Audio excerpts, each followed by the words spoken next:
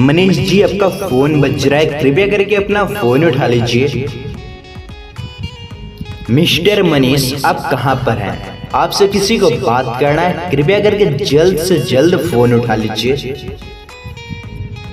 Hello Manish ji, आप कहां पर हैं?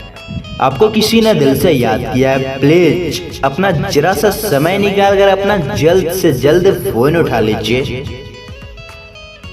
प्लीज मनीष जी, आपसे निवेदन है, अपना फोन उठा लीजिए वरना आपका फोन कट जाएगा। प्लीज।